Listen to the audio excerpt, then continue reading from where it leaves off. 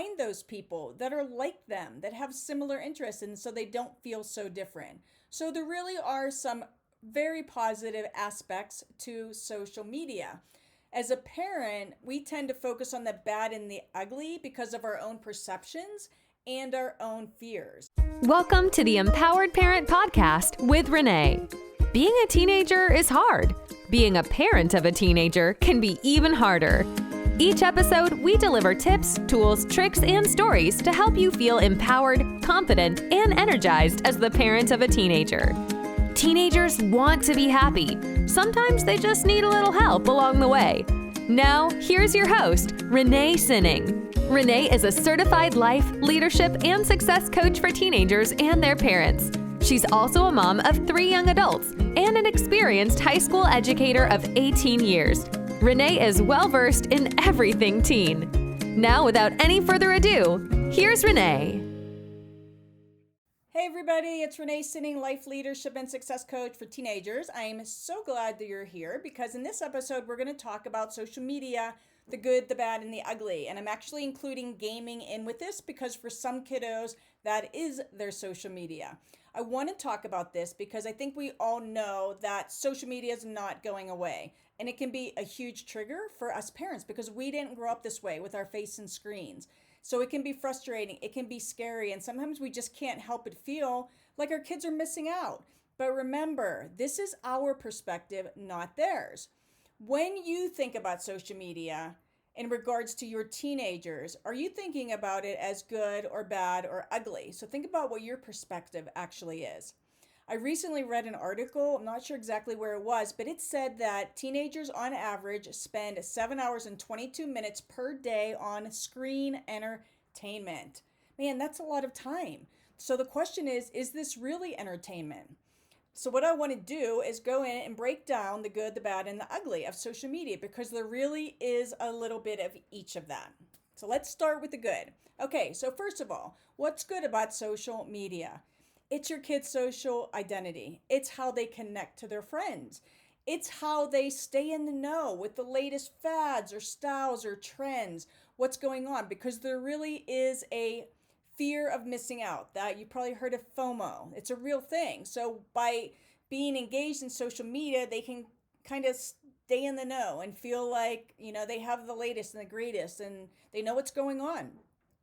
Social media can help to build self-confidence. I know this can go both ways, and so we'll get to that in a little bit, but it really can help boost their self-confidence. If someone posts a picture of themselves on social media, they can get a lot of comments like, hey, you look so cute. Oh, you're so pretty. Like people say that stuff all the time, and that can be a real confidence booster. So who doesn't want to hear that? So social media actually can aid in building self-confidence. For some kids with Asperger's, for example, or, not the best social skills, this might be their only social connection and they like it that way. Some kids really come out of their shell on social media, and for them, as they're kind of growing into their social comfort, it can be a good thing. It can help them to build confidence and feel like they fit in.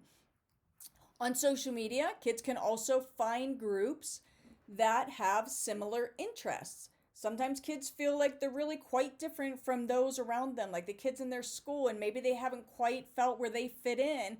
But on social media, they can find those people that are like them, that have similar interests, and so they don't feel so different. So there really are some very positive aspects to social media.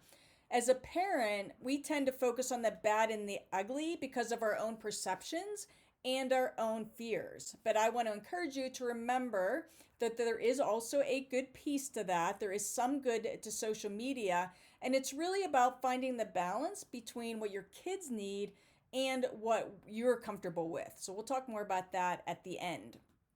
All right, let's dive into the bad.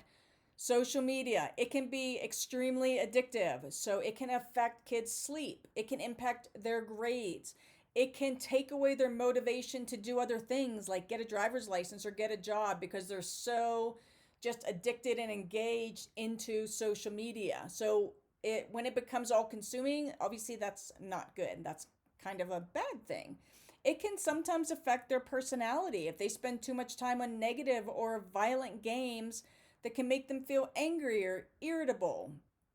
And it can also affect their self-confidence negatively. Sometimes kids will post remarks that are negative or mean, or they'll look at pictures of friends or celebrities, and then they'll start to second guess how they look, and so it can affect their self-esteem. So these are some of the kind of not so good things about social media. The bad. And then the ugly is just the ugly. It's the really, really scary stuff. You don't really know who's on the other end of that social media connection. And so we all have heard stories. There could be predators on there, like really unsavory characters, and that can be really scary. There can be bullying. Like cyberbullying is a real thing. It can be really detrimental. And so those are two really kind of the ugliest pieces of social media, I think. So the question is, what can you do as a parent? Because again, it's not going away. So short of taking social media completely out of your kid's life, which most parents don't do, there are some things you can do to kind of help bridge the gap and kind of figure out a win-win for both you and your teenagers. So number one is going to be arm yourself with information. Learn as much as you can about what's going on in social media. What's the latest and greatest? We know our kids are always going to be one step ahead no matter what. I remember when my son was a teenager and I took away his phone, I didn't know at that time that you could get to social media from the computer. And so I took away his phone, but it literally was no skin off his back because he could get on it on his computer. So I just didn't know that. So arm yourself with as much information as you can, learn about what's going on, and understand that they're really probably always going to be one step ahead. But still, the more information you can have, the better. Open the lines of communication. Talk openly about social media, but in a non-judgy manner. Let them know that you get it, that you understand how important it is to their life and their social connections, but also share your fears and your concerns and explain why. Don't just say because I said so, but explain why. Educate them.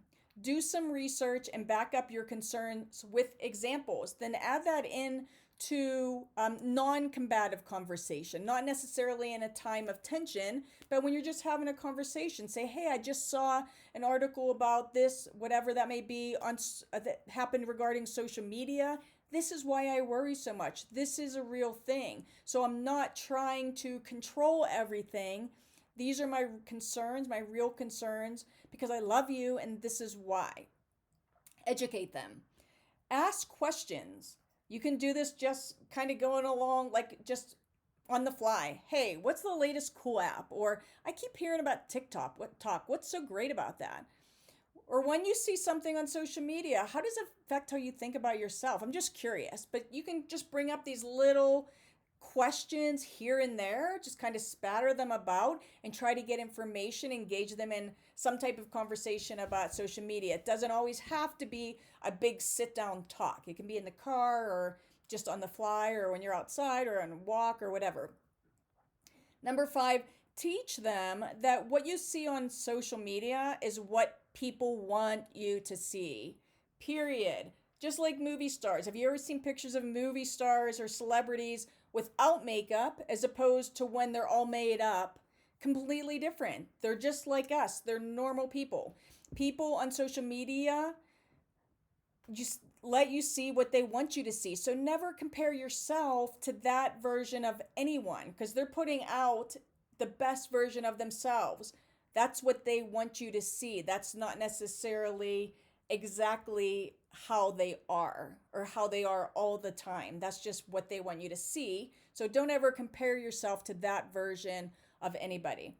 And finally, as a parent, you need to figure out a way to set parameters and boundaries that meet both your needs. If possible, try to get buy-in from your teenager. And the best way to do that is with communication and information. Information is power. Communication is imperative.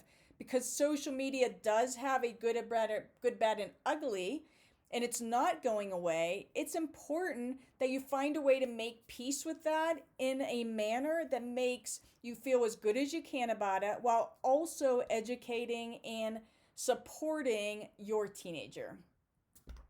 And that is it. I just wanted to kind of talk about the good, the bad, and ugly because, again, as parents, we tend to focus on the bad and the ugly because of our own fears and perceptions. But sometimes we have to get in the head of our teenagers to kind of see it from their point, while at the same time trying to protect them and do what's best without pushing them away and creating rift and anger and contention and all of that stuff.